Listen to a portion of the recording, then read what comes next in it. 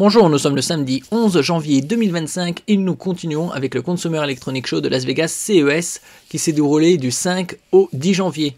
Les deux premiers jours sont exclusivement réservés aux médias et du 7 au 10 c'est pour le public. Ici nous allons voir avec la marque MSI les nouveautés que la marque nous propose et qui sortiront d'ici quelques semaines, quelques mois. N'oubliez pas de vous abonner pour plus de news sur le monde de la high-tech ainsi que les bons plans également sur mon Twitter et en description sous toutes mes vidéos. Les soldes d'hiver 2025 continuent jusqu'au 4 février. Nous sommes la première semaine, ça a commencé le mercredi 8.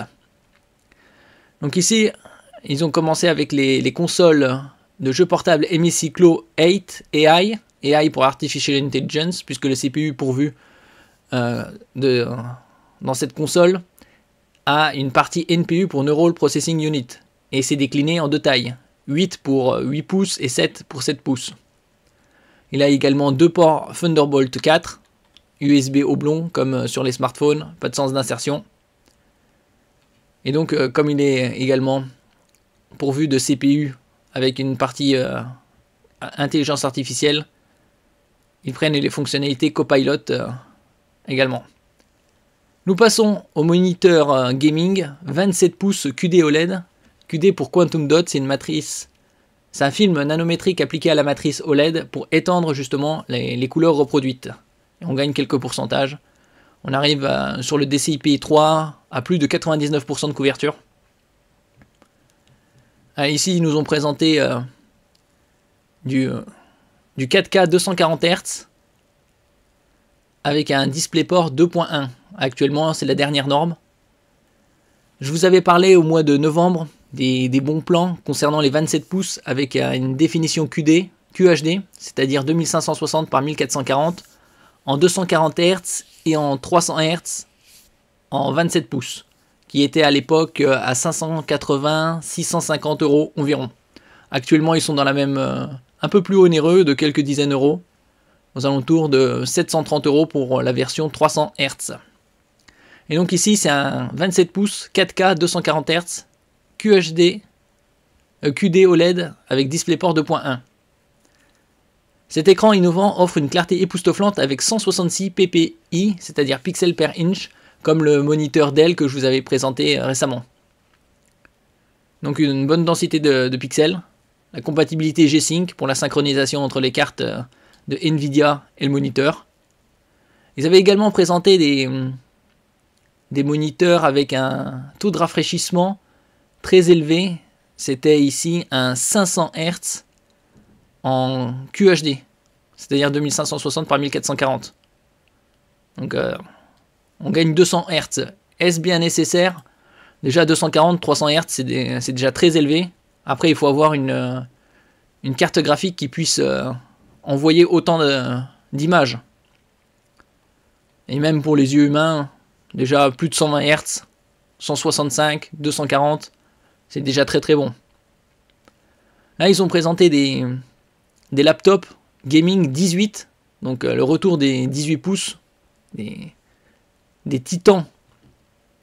Et donc ils seront pourvus de Intel Core Ultra 200HX, le préfixe, le suffixe HX c'est pour le très haut de gamme.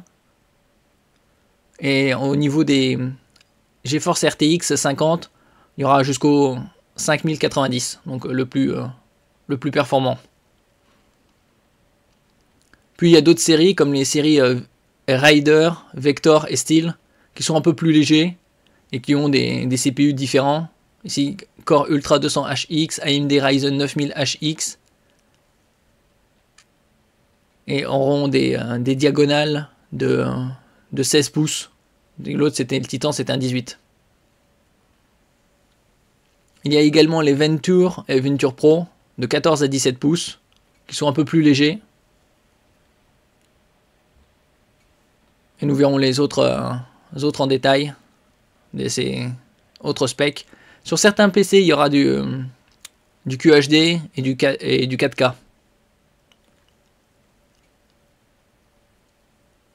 Ici, le moniteur que je vous avais parlé précédemment avec DisplayPort 2.1, parce que c'est nécessaire d'avoir une connectique aussi performante qui permet d'avoir du 80 Gbps par seconde pour le 500 Hz. Également des mini PC avec partie AI, Artificial Intelligence. Et d'autres blocs alimentation, 1600 pour 1600 watts, 1250, 1250 watts.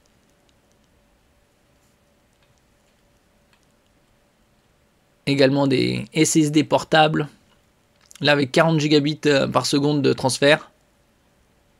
Et ils ont également présenté des bornes de recharge pour les véhicules. Ça c'est un peu à part.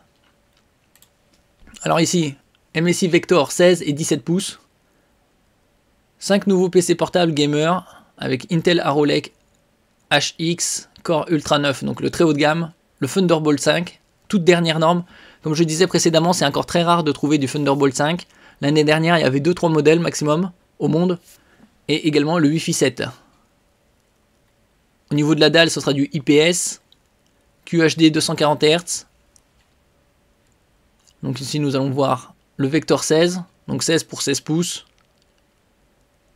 Soit du Ultra 7 255HX au Core Ultra 9 275HX. Comme je disais, avec le suffixe HX, c'est le très haut de gamme au niveau des fréquences. 96 Go de DDR5 en 2 slots, donc 2x48, ainsi qu'un double emplacement SSD, un en PCI Express 4.0 et un autre en 5.0. Les 5.0 sont encore assez rares de trouver des SSD avec cette norme-là. Et c'est assez onéreux par rapport à la capacité. Le Wi-Fi 7BE, donc dernière norme. Bluetooth 5.4 également. Après, ça dépend des modèles et des configurations. Ethernet 2.5. Pour moi, c'est le minimum. Un Ethernet 2.5, c'est le minimum sur des PC gamers aussi haut de gamme. HDMI 2.1. Comme on peut voir, le HDMI 2.2, ça a juste été annoncé. Il faudra attendre encore pas mal de mois, probablement l'année prochaine, pour avoir des produits avec une connectique HDMI 2.2. Après, est-ce qu'il y a un intérêt d'avoir du HDMI 2.2 ? Non, puisque le 2.1 suffit largement en ce qui concerne le matériel actuel. Deux USB-C Thunderbolt 5. Donc il y a cette connectique qui permet d'aller jusqu'à 80 gigabits par seconde. Niveau écran 16 dixièmes IPS, 240 Hz, 100% du DCI-P3.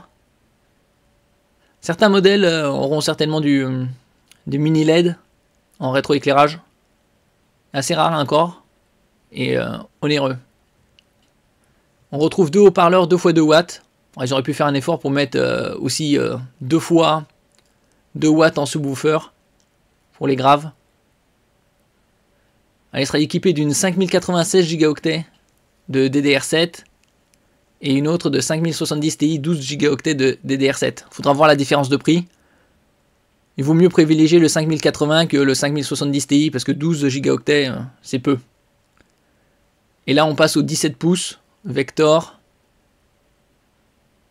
Là avec une dalle de 17,3 pouces, 16 dixièmes, la même qualité au niveau de l'IPS, du taux de rafraîchissement et de la couverture des CPI 3. Et en ce qui concerne les RTX, on aura une RTX 5090 cette fois-ci avec 24 Go de GDDR7 et deux autres modèles en 5080 et 5070 Ti. Bon, il n'y a pas de date précise ni de prix. Bon, il faudra probablement attendre mai-juin. Passons au MSI Raider Vector 18HX. Alors, mini LED, comme je disais précédemment, ça c'est le titan. Ça, un PC comme ça va valoir bien 5000 €. Au moins. Parce que là, on parle de mini LED, 4K, 120 Hz, AMD Ryzen 9000HX et une RTX 5090 avec Wi-Fi 7. Donc tout ce qui se fait de mieux sur le marché. Ah, Thunderbolt 4. Ils auraient pu passer au 5, hein, pas qu'à faire. Et donc, le CPU, ce sera du Ryzen 9 9955HX, donc le plus performant qui se trouve sur le marché. 96 Go de GDDR5 également. Après, on n'a pas la fréquence, probablement du 5600. Je doute qu'il se contente du 4800, simple.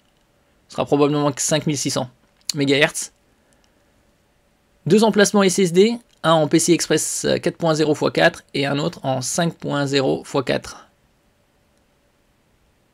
Wi-Fi 7, Bluetooth 5.4, HDMI 2.1, Ethernet 2.5 et 2 Thunderbolt 4, ainsi qu'un lecteur de SD.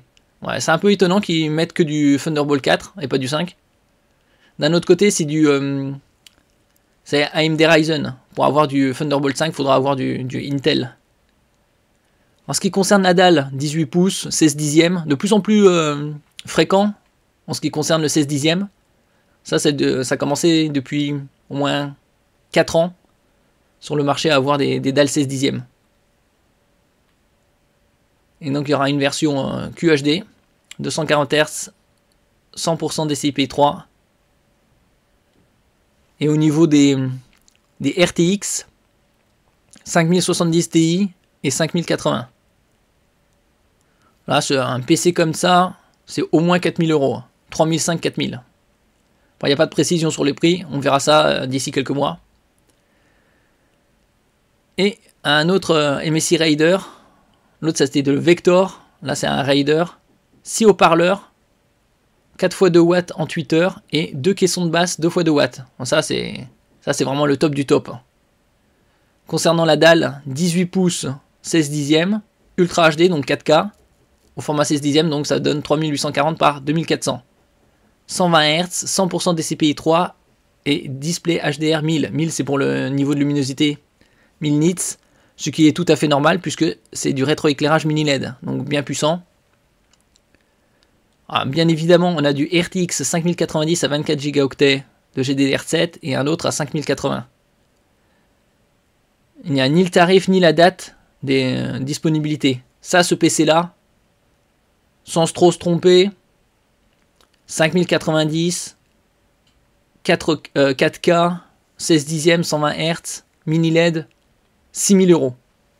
Ce sera quelque chose comme 5005, 6000 €. Ça, on peut pas vraiment se tromper en tablant sur une somme aussi imposante. Comme le PC, 18 pouces, 6 haut-parleurs.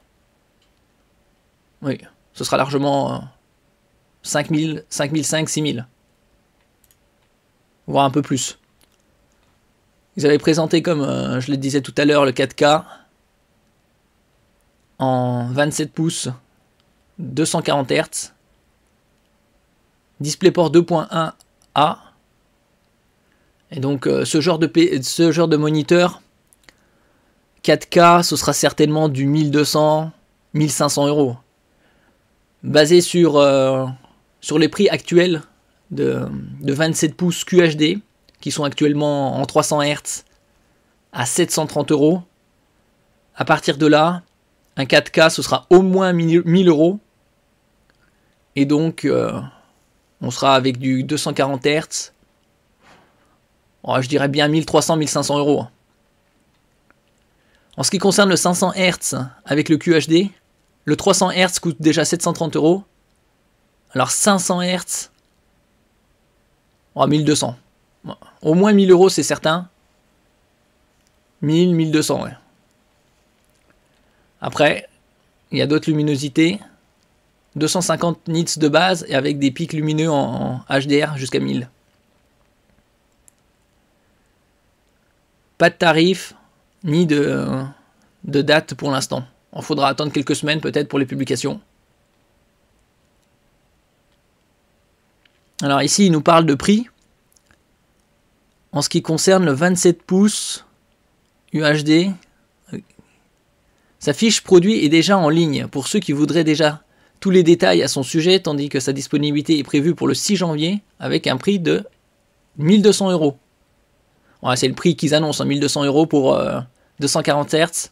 Oui, j'avais dit 1200, 1500. Après, c'est indicatif. Hein. Il rejoint ainsi le MPG322URX, lancé mi-décembre, mais en 32 pouces, avec un prix de 1500 €. Oui, ouais, c'est très onéreux. Hein. Après, il y a le 500 Hz, La fiche produit est là aussi présente sur le site officiel. Mais nous n'avons pas encore trouvé de prix concernant cette future référence. Ça, ce sera 1000 € minimum. 500 Hz, DisplayPort 2.1. Déjà, les 300 Hz coûtent 730. Donc, 1000 €, c'est pas trop exagéré. Ils ont montré quelques photos, mais dommage que on n'ait pas des photos de très haute résolution, puisqu'on voit rien en ce qui concerne les fiches techniques. Ici, vaguement, on peut même pas zoomer. Là, c'est un peu plus net. Donc, on a du 4 DDR5 jusqu'à 128 Go, 2 LAN 2,5 Gb par seconde, 7 USB type A 10 Gb par seconde, un type C, ça c'est et avec des ultra core 5, 7 et 9. Ici ils ont présenté d'autres images, laptop, 2 en 1, tactile. C'est un peu des photos génériques, on va dire. Ils auraient pu être un peu plus je veux dire, professionnels pour prendre de plus belles photos. Parce qu'on voit pas trop. Ici, on distingue 1000 STD810H, donc une résistance supérieure au PC classique. Bah, d'un autre côté, c'est du haut de gamme. Hein. Pour moi, ça devrait être le standard. D'autres AI robots. De plus en plus d'intelligence artificielle, comme je disais précédemment. Ça va être la base maintenant.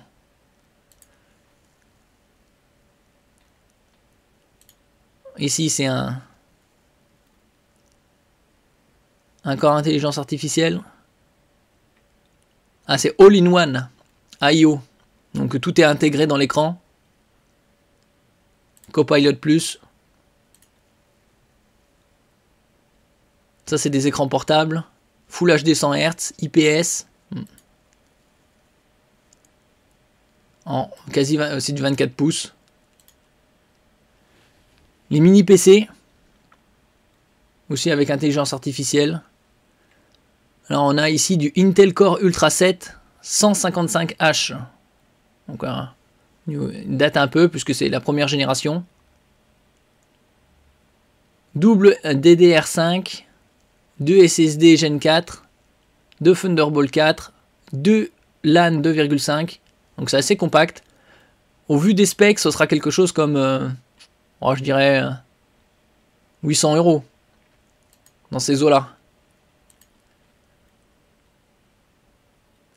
Et d'autres encore. Il y aura un système Google TV construit là-dedans. Et c'est du 27 pouces. Bon, aussi sur MSI Gaming USA. Là c'est le Titan. C'est vraiment un PC monstre, hein. PC Titan. Là les moniteurs 320 Hz 4K. Ah non, ça c'est 320 Hz et 4K 160 en Full HD. Double mode. FreeSync Premium. Mini LED, donc display HDR 1000, IPS, couverture 97% DCPI 3. Alors, ils auraient pu mettre du mini LED Quantum Dot. Là, on aurait atteint 99. Ça a l'air pas mal designé. C'est du 27 pouces. Ça, c'est les cartes mères.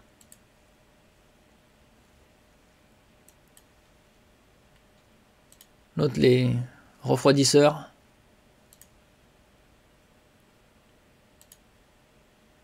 J'aurais pu rajouter des photos spécialement de la fiche, ici, là, pour qu'on voie mieux. Ils n'étaient pas à ça près. Ici, c'est du 24 pouces, 600 Hz. Rapide TN. Là, on est vraiment du très haute fréquence. Après le TN, le problème c'est que au niveau des couleurs, c'est pas terrible. C'est du Full HD. DisplayPort, Display HDR400, HDMI 2.1, KVM, c'est pour Keyboard Video Mouse, c'est-à-dire vous pouvez brancher deux PC au moniteur et avec le bouton à l'arrière switcher d'un PC à l'autre. 600 Hz, c'est vraiment très élevé. Là il parle de clavier mécanique spécial gaming. Après il y a différents switches qui permettent de résister à 20, 30, 40, 50, voire 80 millions de frappes. Également ici, ça c'est les mêmes photos. Dommage qu'ils prennent des photos globales, à croire qu'on est juste intéressé par l'image du PC et pas par les fiches techniques là. Alors là, il parle de la Clos 8 et 7. Alors, à l'intérieur, ce sera du Intel Core 7, processeur 258V, c'est-à-dire qu'il y aura 32 Go de LPDDR5X, et ce sera en 8 ou 7 pouces 120 Hz. Donc c'est pas du OLED, avec technologie VRR, Variable Refresh Rate, c'est-à-dire qu'il s'adapte au taux de fréquence du GPU, de Thunderbolt 4. Alors, ce sera probablement dans les 900 000 euros. Assez onéreux. Alors ici on est parti sur du 18 pouces Rider. Celui-là que je vous avais présenté précédemment avec mini LED. C'est quelque chose comme 6 000 euros. Surtout avec un AMD Ryzen 9955 HX 3D. Et une RTX 5090. Il y aura également une version avec Intel Core Ultra 9 285 HX. Donc ça c'est le top de chez Intel. On voit comment c'est bien épais. Surtout pour refroidir tout ça. Ça va bien peser 4-5 kg. D'autres informations par-ci par-là. Ici c'est un SSD externe, plus ou moins design. 40 gigabits par seconde de transfert. Faut voir en quelle déclinaison ils vont le faire. 1 Teraoctet, 2 Teraoctets.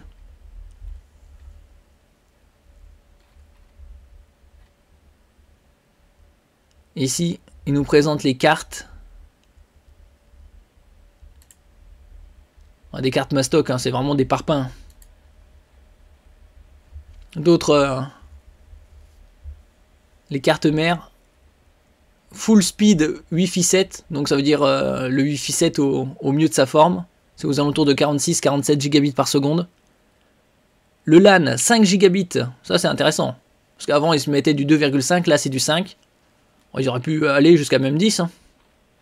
Ce genre de carte va coûter au moins 350-400 euros. Faut voir les modèles.